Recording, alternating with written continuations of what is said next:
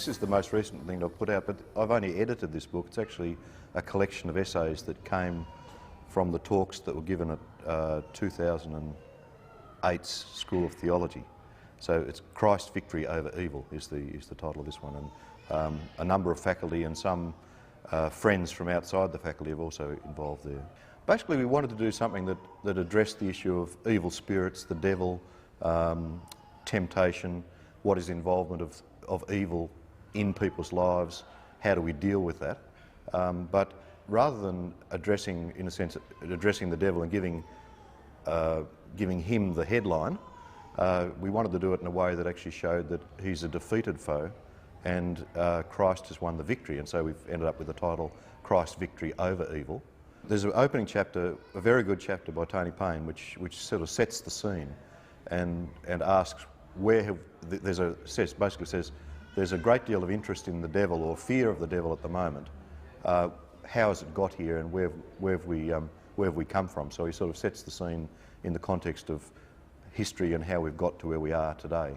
So that's the first chapter. The second chapter is written by yours truly, which really tries to say what does the Bible say about evil, and raises I hope it's a question that people grapple with, but raises the question, even though the devil's there a lot in the scriptures, there's not much said about him, and so how do we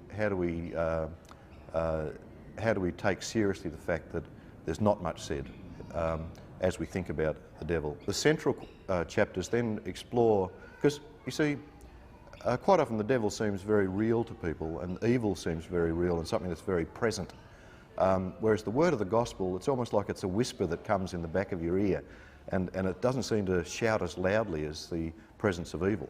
And so we've got the next couple of chapters really try and explore how powerful the victory of Christ really is that comes through that soft whispering word of the gospel, just to try and help us to see that that's really where our help in life is, and that's where we find our assurance, and there's no need to fear the devil because Christ has defeated him. And by the end of the book we just pull it together a little bit with a few sort of themes about pastoral ministry. How do you have a pastoral ministry that is fully recognises the presence of evil in the world and the devil, but at the same time doesn't forget that ministry is about this whispering word of the gospel and prayer, that God uses it very powerfully. We hope that it is a very practical book. It's probably something that's going to require a bit of thought as people go through the essays. You know, they're not lightweight. They're worth reading, and so it'll take a bit of work to read, but that'll be worthwhile in the end. And yes, with a practical outcome.